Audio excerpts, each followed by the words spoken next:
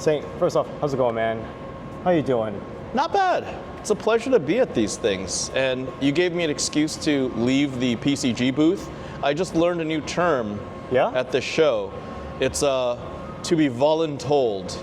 Oh. Yes. I was like, I heard of volunteering, but it turns out, I guess, I got voluntold by Rudy. So I got to go help him out with his PCG US big event. And he's doing well. He's doing well. Okay. He's amped about it. I think he's at something like 250 to 300 slabs, and I think he wanted to, in 2 days, break 500, and that would be considered a success. 500 submissions is not nothing, you know? Well, you know, in a little while after we get done with this, you know, he might be getting another 50 from me. So. Oh, really? Yeah. Okay, that's great. Yeah. Well, I'm sure the big cat, he appreciates your contribution. He doesn't know it yet, but you know, surprise? Yeah. You've been a Patreon since like 2016, and he's in the building. We're both representing, right? Yep. So yeah, awesome, man.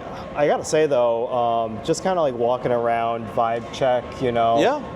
Yesterday was packed. Mm-hmm. There was over 800 people in the Rosetta World Premiere, and that was the max. It was literally sold out, right? Yeah, and I actually heard they went a little bit above that. The number I heard was 820. Oh, really? And they had 800 tickets for sale, and they were all gone. Okay. So if they went above, I mean, that's pretty awesome. I'm probably sure they made some exceptions for people who were upset because they got the Fabled package and they couldn't play. And, that makes sense. But like, it was predominantly Flesh and Blood, and I walk in today, the calling seems insanely packed. Again, predominantly Flesh and Blood. Yeah, there's like a little second citizen, like kiddie tables with Magic the Gathering in the back left corner. Yeah. I'm not even making this up. I was like, what are those guys playing?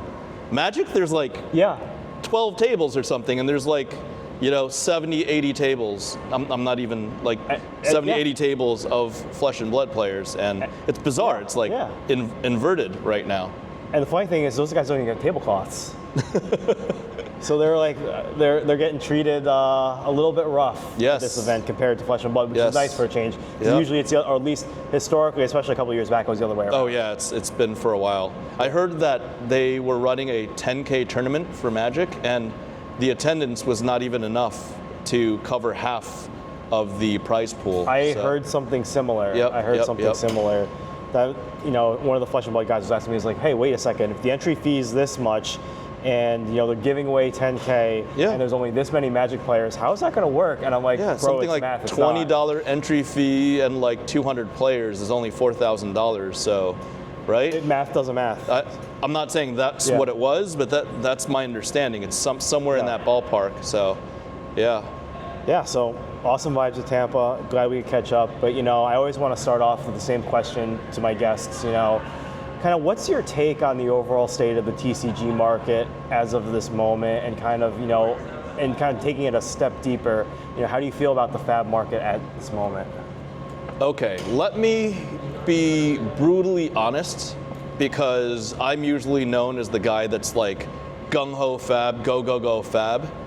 I will say that I will lead with saying Flesh and Blood, collector market, price market, player market is not in the best place right now, but I'll circle back.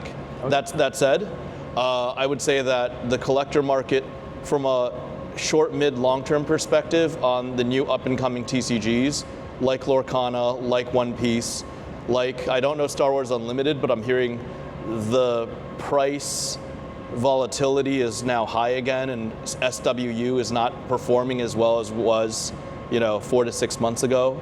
One Piece, there's the drama with the reprints. You know, the publisher betraying the player and collector base with the very special OG, you know, super scarce rares or super rare cards or foily cards. And Lorcana is just a shit show that they keep reprinting, and there's no actual scarcity. It's print to over demand, and then, you know, Ravensburger Amazon dumps.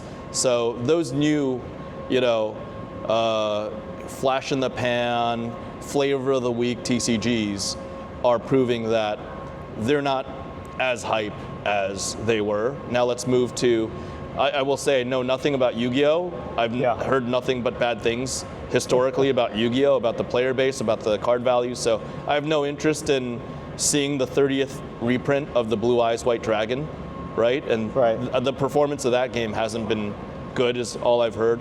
Pokemon's Pokemon. Pokemon's gonna Pokemon. I have nothing bad to say about Pokemon. I'm part of the problem.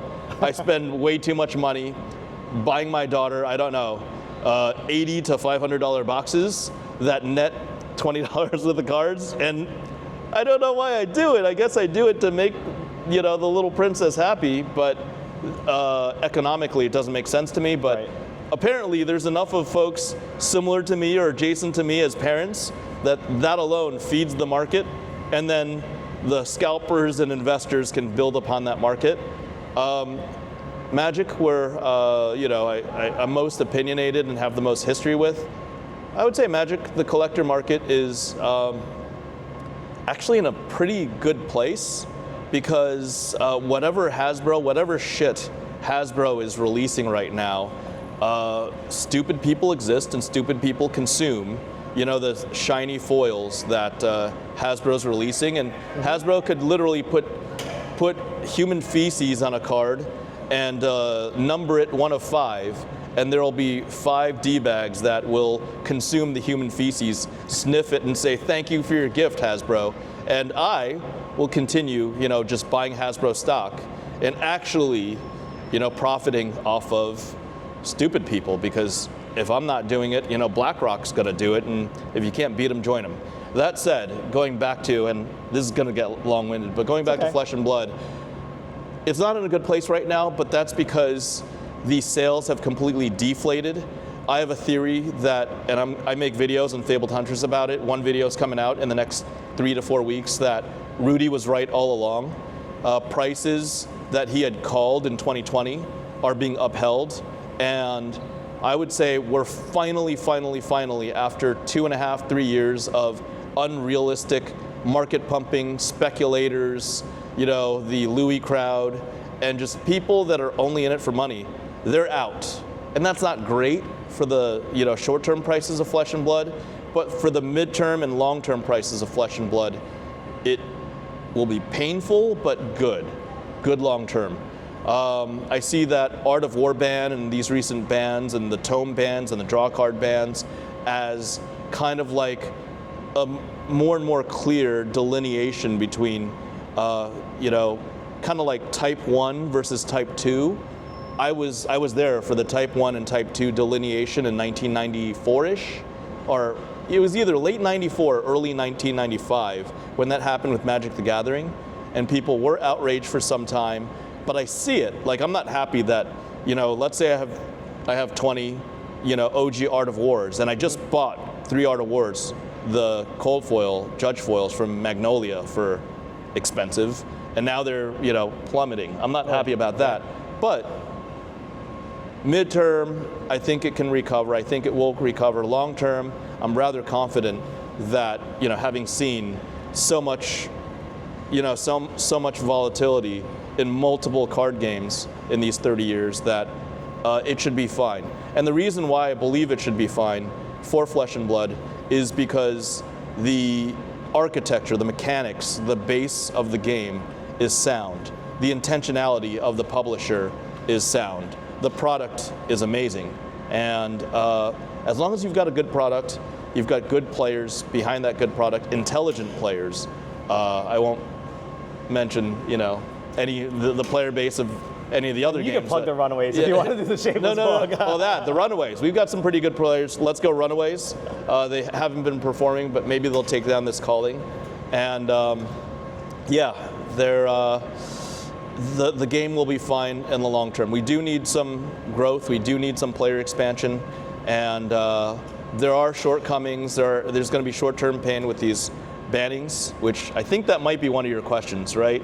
Yeah. But we'll see. So hopefully that answers the initial concerns about how the game is at right now.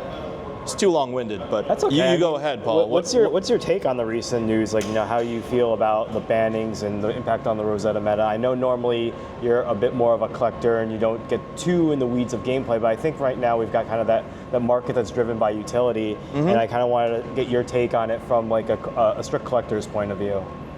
Just strictly collectors. I was trying to look at it holistically. Look, as a collector, if I've got 4 or 5%. Yeah, some single digit, not 10, but lower than 10, higher than 1 or 2% of the print run of these really, really scarce foils. There were only 400 to begin with, right? The Art of War foils. I'm not happy. Right. I'm not happy that Tome of Findal was banned in Classic Constructed, and that's a draw mechanic. I'm sure that the people that accumulated Tome of Divinity, for example, even in Monarch First, they got kicked in the nuts in Monarch First. They love Prism. They got the Rainbow Foil Tome of Divinities. They're not happy.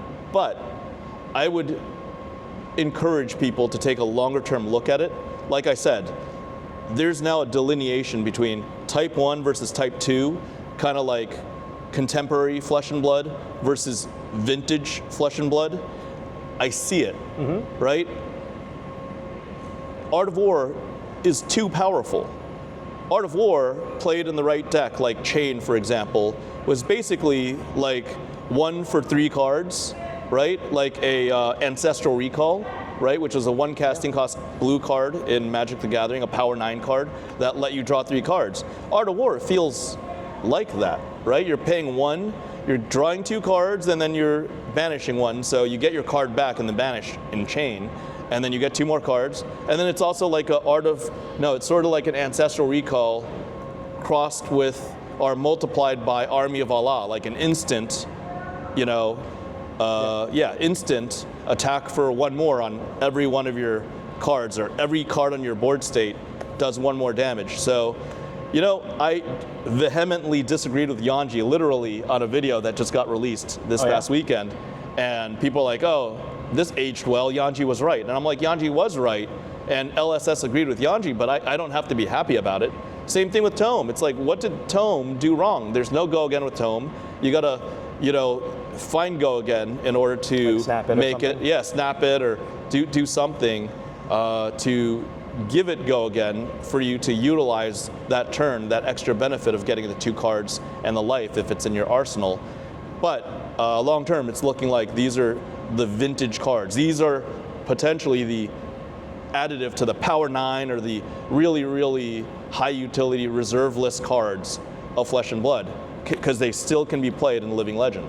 Yeah, so this is like a off-scripted question, but I'm thinking back to what you mentioned about Type 1 and Type 2, and I remember there were definitely some cards that were included in that Type 1 card pool that were definitely deserving of being in that Type 1 card pool, and there were definitely cards that I can think of that come to top of mind that are not considered playable now, like Sword of the Ages was like a banned card in Type 2, and that's a legend not card. For a good reason, but yes, I do remember when Sword of the Ages was like the bee's knees, because you could instantly sacrifice your whole board state to do instant level damage to your opponent. 6 casting cost though.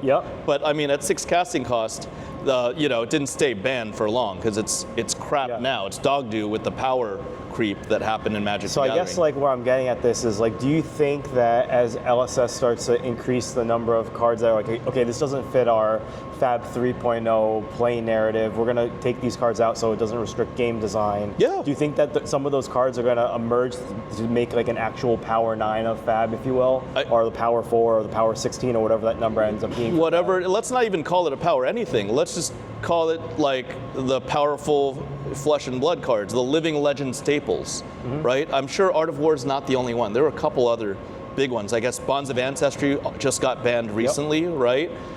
Something like Crown of Seeds, that's, vintage power or Living Legend tier, right? It's not banned, right? I don't want to misspeak. I don't know. I don't play Living Legend. I know Crown of Seeds is banned now in CC. CC, yeah, but that's a really strong card, right? And it's too much utility, but you can play it, in the old format. Rosetta Thorn is still banned. It's only, playable in Living Legend, despite them Oh my God! You saw? Did you pull one? No, it was pulled 3 seats down from me. 3 seats down. Oh my God! I'm like, cars. bro, can you let me take the picture? Yeah. Was he very protective of it at the time? No, he wasn't. He was cool about it. He was cool about it. And I guess a judge came over and said, this is like Enigma New Moon Marvel levels of rarity. Oh, really? And people were like, people were freaking out. And people were like, you just won the lottery. Yeah, that's a great. No, it's so beautiful too, and it's like two-tone, green and gold. I mean, just the workmanship of this product. It just always ascends to a new level. Like James he just doesn't stop. Him and his team just keep upping. And there's no power creep. This is a card that can't even be played in effectively 95% of events, if we even consider Living Legend events to be 5% of the competitive meta, right? Yeah. So yeah, Rosetta, okay, I went on a tangent. Rosetta Thorn is a great example. It's too powerful, it's too strong, and if you're a Rune Blade, you're probably using that, well, our Dust Blade, which is also banned too anyway, right? So that's kind of what I feel about the recent changes. It's short-term pain. The pain is immediate. I'm choosing to take a long-term, people can call it cope, but I'm taking a long-term approach to it that, look, those tomes are still going to be very playable, very player-centric, very competitive, very strong, high-utility cards. Everyone's got their cope, man. I've got my PvE cope, you know? Oh, God. I almost made a bet about PvE, and after the logic came through, the other side's logic came through, he's like, you don't want to bet me. I was like, I'll bet you a heart. Hell, I'll bet you a tunic. I'll bet you a gold tunic that PvE gets released in the next, 15 months or before the end of 2025. Then he broke it down to me. I don't want to get into the arguments. I was like, okay, you're probably right. I don't think PvE will necessarily get released soon, but I can still hope that before the end of the year 2025, PvE gets released. I will give James as much pressure as possible. I'll, crawl up Brian Gottlieb's butthole just to nag him and be annoying and not dislodge myself until I get an answer. But I will do everything I can to annoy the heck out of people to get answers about PvE. Fair enough. Yep. So kind of shifting gears here, early in Flesh and Blood's time period, we're in a different era, COVID era. Yep. Scarcity, rarity was the primary driver of value and collectability in Flesh and Blood. Recently, we've had a more rise of like player collectors, people who have been like, okay, I started playing during Monarch. I love, I love Bravo, so I'm going to get, the cold foil tech plating because I couldn't afford it back then. I'm going to get, all the, the Marvel Bravo. I'm going to get all, the pink crippling crushes and all that stuff and boying out my deck. Yeah. So we're seeing a lot more of that. And, there's a lot more utility driven. So kind of what's your take on this change in the FaB collecting metagame and moving away from strict scarcity plays to more utility-based plays? Well, I definitely recognize it, and as an individual that's kind of like an across-the-board holistic collector, like I want a little bit of everything, or well, a lot of everything, it does impact me because I'll give you an even simpler example. When I started collecting Everfest, and I did collect Everfest, I wanted a lot of Everfest. I was buying Marvel Bravo Star of the Shows, aka Starvo. I was buying them at around $250 each on TCG Player because I was like, well, let me do the math. Carry the 3, this and that. Starvo's the first Marvel. He's really awesome. Hero Marvels look amazing. And I was picking them up at $250. Now, the market price at the time was fluctuating around like $250 to $350. So when they dropped under $250, I'd, harvest a batch, and I'd harvest a batch. Now they're $20. Heck, they're even cheaper than $20. And it sucks because playability very obviously impacts, the price of the cards. But I still like Starvo. I'm still purchasing more Starvos just because I might want to make a wall or a mural all of Starvo Marvels. And I'm also, back to the cope thing, dollar cost averaging, right?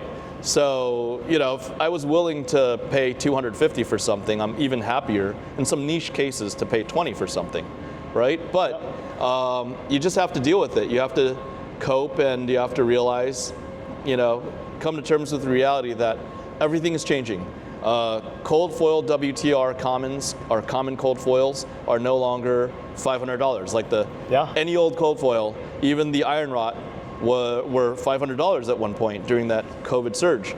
Now they're, what, 80? Yeah, 80 to 100, something like that. I think the legs are 100 because I think they're niche playability cases for iron rot legs, but by and large, they're $75, $80. But I would say on the flip side, Scalers has maintained its value decently. It's dropped less than 50%, right? Whereas the iron rot have dropped 80%, right? I think, what else? Breaking Scales is okay, Refraction Bolters is okay, Goliath Gauntlet has some niche uses, and those cards are being more pursued and perceived as more valuable, which, fair enough, that's great. So you just have to really realize that, and just to bring it back to the effects of decline in vintage Magic the Gathering. I look at Magic the Gathering, and literally Rudy, Dan, and I walked around all of the floor here at SCG Con Tampa. They have a good event, by the way. Great event, great company. Glad SCG is doing it and not some other snowball bullshit company. But no porta potties. Yeah, no porta potties. And we walked around and we looked. There was like, hey, good old regular Arabian Nights is down 70, 80%. Power 9 is down 50, 60%. I just said it. HP Lightning Bolt and Alpha, Magic the Gathering Alpha, HP, heavy played Lightning Bolt. There are only 16,000 that card ever made, and they're being sold for 200 and change here. Whereas HP Lightning Bolts during the peak were $600-700. Oh my gosh. Yeah. Wow. Are the really nice Lightning Bolts, like the graded ones, 9.5 graded Lightning Bolts, are $3 to $5K, and now it's like a bad condition one is $200 where it used to be $600 or more. Good condition one is $1,000 maybe, $1,500 maximum for 9.5 graded, and it's just so crazy. But that said, well, Lightning Bolt's very playable, but that said, like playability wise, I've seen it scale in Magic. To Magic's credit, things like Time Twister have been so much more resilient, right? Time Twister being played in Commander. Things like Gaia's Cradle, Judge Foil have been very resilient. They're still $2,500 to $3,000 as opposed to $3,000-4,000 at the spike. So those have been much more resilient. And you know what? The playables of Flesh and Blood are also much more resilient. So this player's meta, you just have to adjust your mindset. Deal with whatever drops or losses they are, dollar cost average, and get more if you really like the card. If you think the card's has high utility, like I think Art of War has and will have, right? And heck, one day if they ban E-Strike, one day if they ban Command and Conquer, I'm just saying, just even if they did. Hot takes. No takes. I'm just saying if. I'm not saying they will, and I'm not saying they should. I don't think they should have banned, well, they did, so it's already done. But I argued vehemently against Yanji about it, and Yanji gave me actual, from a professional level player, reasons why Art of War made it asymmetrical, created an asymmetrical advantage that was not impossible to overcome for some decks, and therefore that's why they banned it. And Yanji was right. So again, I'm not trying to make this episode saying Yanji was right in Art of War, but that's what I think about the changes. Okay. Yeah, no, I think that I agree with overall utility when you're looking at it from the perspective of the long game. Art of War is just strict card advantage, and I understand why they banned it. But like when you look at lessons learned from LSS, they're probably going to say, do we ever want to put a card like Art of War in the game of Flesh and Blood again in a CC environment? They're probably going to say no, and if they eventually say yes, it's probably not going to be for a long time. Yeah. So I think that card, as long as Living Legend becomes, keeps growing and becomes popular, I think that card will forever have some degree of utility. And you have your 5% of round numbers of Art of Wars that you hold, but I think in the long run, people are going to want them eventually. Yeah, and it's not a hold to sell. It's a hold to collect and appreciate and have them in front of me, you know? Absolutely. And, well, I also think that it's just a great card. It's just a piece of history, and I'm going to enjoy them no matter what, and that's what it needs to be all about. And whatever Legend Story Studios is doing, they're making these changes for the upcoming years. They're making these changes for the future. And going back to that Type 1, Type 2 delineation, it kind of reminded me of being that Type 2 player back in the 90s, because it was messed up. It was just like a bizarre and surreal experience. Well, a not fun, bizarre and surreal experience where, you know, turn 1, Mountain, Mons Goblin Raiders, and I'm trying to attack with my Mons Goblin Raiders and Goblin Grenade my opponent, where, you know, my opponent, you know, turn 1, whatever, Underground Sea, Lotus, blah, blah, blah, blah, blah, Ancestral Recall, blah, blah, blah, blah, blah, you know, Time Walk, Time Twister on the same turn, then the next turn, like having a whole new hand to do more stuff with. It's ridiculous. Like right now, I could see and try to put myself in the new player, day one player's shoes, and put myself also in Legend Story Studios' shoes, saying, look, there's a whole group of loyal and entrenched players that have, you know, 14 sets or 13 sets of experience and of a card pool in front of them that are difficult, somewhat difficult. Let's be fair, they still overprinted the early stuff, but somewhat difficult to access. So it's not a good feeling to be the guy, you know, playing the turn 1 Mountain and Goblin, or basically the dinky 1/1, 1 attack, 1 defense, you know, cards with just a loadout, very standard, you know, resources versus very strong resources. I don't know what the analogy, what the parallel would be in FaB, but, you know, playing Iron Rot versus somebody with full legendaries and, you know, Majestics, playing Iron Rot or playing Commoner versus playing a fully tuned CC deck, right? Something like that. That feeling could conceivably happen. And LSS, I have to trust them, and I encourage players and collectors to trust them because they're making the right calls for the long run. Very much agreed. So kind of like with... Do you mind? I have to ask. Absolutely. You don't mind? No. We're outside. This is okay. Yep. So got to enjoy it while I can. I'm currently single status, so might as well pick up some of my bad habits from single days. Listen, no judgments here. No judgments here. So kind of with that in mind, you know, when we were talking about, you know, the changes LSS has made, it's harder for people who don't actively play and follow the game to keep up with the meta. And with the changes in the gearing towards players, collectors, I've seen a lot of like early adopters, whether they're collectors or people who have fallen out of the love of the game, start to become weak hands because they're not willing to keep up with the game, not willing to follow the meta, and start to kind of move off of their WAC1 or maybe even gold foil collections. Like, what do you think of that and kind of how that impacts the market in like the near term as well as the longer term?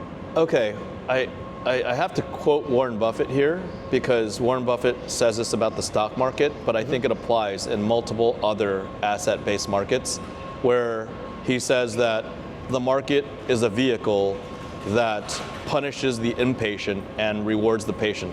Something like that. Basically a transfer of wealth from the poor and impatient to the poor and impatient to the wealthy and the patient.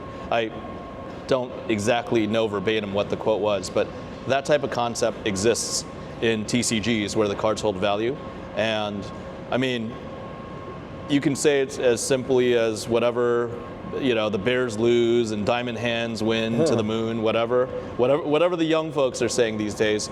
But I truly believe in that, and I truly believe it applies.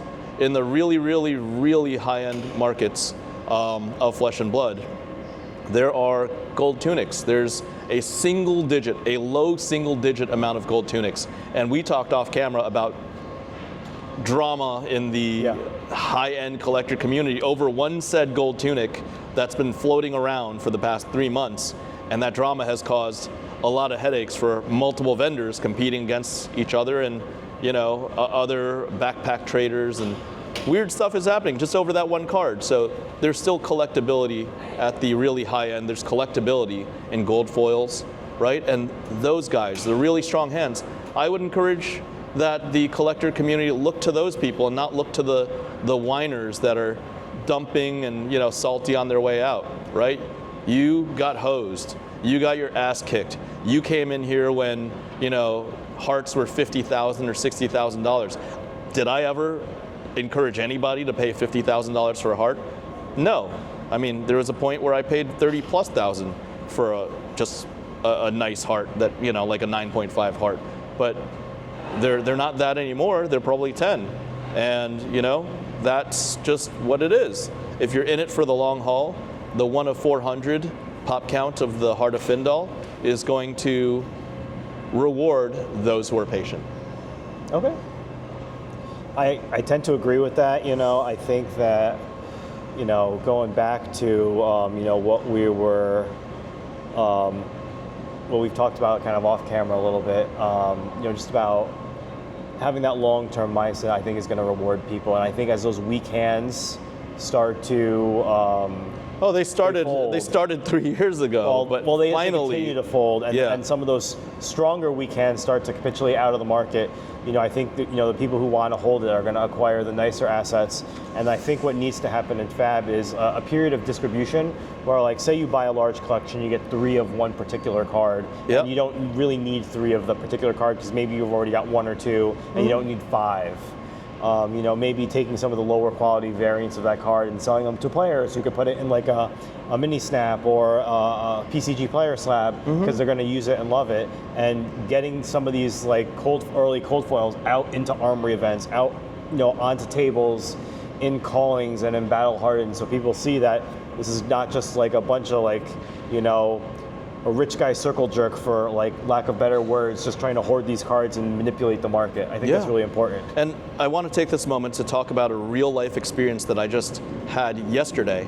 I had been working on a gold foil tunic for somebody on the East Coast. I can't remember his name, and his name, he doesn't want his name mentioned. And he came up to me, he was like, "Oh, Saint, you were the one that worked on this for me. Thank you so much. This is the largest purchase ever in my life." And I believed him. He's like, "I'm just a regular guy, but I saved up X amount of dollars to buy this gold tunic." And I heard from the vendor how much work you had to do to just liberate it and make this card available.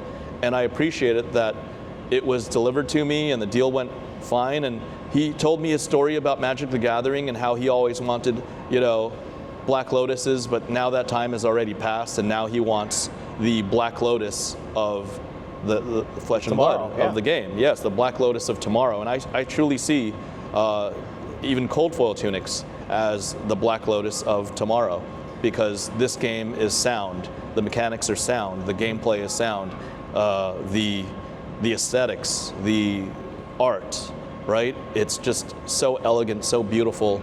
And if you're not only focusing on the money involved in this game and surrounding the card values of this game, you can really differentiate. Look, this is really good. This is not Princess Elsa, 50 times over, Lilo and Stitch on a card. This is something really amazing. Or this is not a serialized card of Thundercats meets My Little Pony meets, I don't know what else they're doing, meets Fallout, right? So meets Final Fantasy meets, X-Men, which is coming out too from certain publishers. So, shifting gears a little bit, as we kind of move forward and deeper litter, guys. Into FaB 3.0, LSS has made a concerted effort to drive collectability. I think the first thing that they did was in heavy hitters. They pared back the print runs and they managed the print run releases a lot better, in my opinion. And they made Deathmatch Arena, because it was very specifically for UPF. They made that cold foil only. They introduced the heroes, and then part of the Mistveil, they had gold packs, strong cards. from a play perspective, maybe a little bit polarizing. Too strong. Too strong. Some say too strong. But also the Marvels were both beautiful and playable. Oh, and gorgeous. The gold packs. Yeah. So I think that was a relative success. And then in Rosetta, we're starting to see the new stuff come out, and there's been a lot of hype and buzz, even though people were a little bit down on it compared to Mistveil. I don't know for what reason, though, right? People were just expecting it can't get better than Mistveil, and I would argue that the Mistveil art was already 10 out of 10, but for whatever reason, Rosetta art is even more beautiful. So it just, it just trumped itself, and it's going on an upwards trajectory. I don't know how, but I've got eyes, you've got eyes, and you're seeing the same cards I'm seeing, and the Fable doesn't look that great. I'm just being honest. I've seen it, right? But personally, it's not great. Yeah, the Marvels are gorgeous. Yeah. Right. So, yeah. I guess going forward, based on what you've seen on those 3 sets, what do you think the next steps are in LSS to further drive and start to get some of those collectors back into the market? And also, what changes do you think LSS would want to think about to drive collectability in the emerging markets? Because despite how many of us think America is just one country, there's a lot of other countries who love collecting shiny cardboard out there that we could bring onto the country train. Absolutely. Well, the other countries, they're expanding. They're expanding to South America, right? Yep. They're doing really, really well in Asia. And I would say that although the US is probably 55-60% of the global TCG consumption, that trend is decoupling in Flesh and Blood. Flesh and Blood is not following that trend. I would say probably the attention of Flesh and Blood is now lower than 50% within the US, because the rest of the world is taking a lot of market share. And that's great, that's fine. It's okay, that's just what we're facing right now. And that's a good thing. And LSS, I think, just needs to continue to create, continue to build upon this great game system that they have, continue to encourage just a little bit of variance, not too much variance. I would argue that Mistveil probably had too much variance. I didn't get to play Rosetta. I don't know what the variance looks like there, but I would just assume without Chi cards, it's less. Did you play yesterday? I did play the World Premiere. What are your thoughts about this set? I think the set's pretty balanced. Okay. I played Aurora in the World Premiere. I went 2-1 and was hangry and dropped to get lunch. Fair. You got your cards after all. So, I did get my cards. I think strictly based on limited. I think some heroes are better. Like if you get the right cards, I think Osilio is good. Verdance is really good. A lot of people were playing Forian, but I didn't do that. And then Aurora's if you have the right cards that are commons and rares, she's really good. She doesn't really need the Majestics, I feel, as much as some of the other heroes. Okay. But I feel like it's a really balanced limited format. And the only thing that could get away if Verdance gets a really cracked card pool, she can just start out life gaining you, and you'll have situations in limited where Verdance will win 25-0. Okay. I've seen a couple situations like that. But overall, I think it's good. Yeah. As long as they do more of that, and as long as they keep creating banger sets like the past 3, I would argue that the past 3 are all better. Yeah, I would say that. I would stick to that. I would say the last 3 sets in succession in FaB 3.0, Heavy Hitters, Mistveil, and Rosetta, all look better and all embrace collectability better than all of Flesh and Blood 2.0, right? Because you're up against, and the best contenders are contenders of 2.0 would be Uprising and Dynasty. Yep. Right? I think the player and collector base are all... if you're combining them both, I would say those are probably the most popular sets. I mean, a lot of players really loved Uprising. Yeah, and then Outsiders was not very celebrated, not very collectible. Dusk Till Dawn, I would say was collectible, but not very... didn't change the meta enough to be super disruptive. Yeah. And there's a reason why I call the 11th set Bud Light, because nobody still wants nobody wants it, right? They're still collecting dust, and it is what it is. LSS knows, and I'm not just joking about it. There's not that much utility just in mechanologists, right? So I guess if you were to say, I want to see this in the next set, what would it be? I just want to see more cool cards, even more cards similar to the crap, what is it called again? A Rosetta Thorn, right? Okay. The Rosetta Thorn Marvel. I want to see another Fabled that is very playable. I would say the amp mechanic with this Fabled, the card design is pretty strong, and at least from my rudimentary, analysis, it seems like pitching and getting amp on top of getting your resources is already, plus EV or plus card value, plus playability value, plus utility to the players out there, right? A really well-made gem and or landmark would be great. More hero marvels that are the same in beauty or even more beautiful. They've got two ladies in Marvel for this set. Yep. So that's great. At least 50% ladies. We're looking for equity there, right?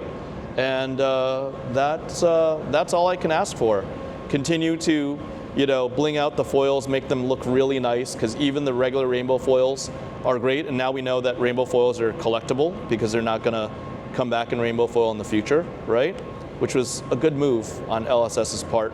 But again, I argued on videos that that's always been the way it's been, at least ever since Crucible Unlimited, I believe.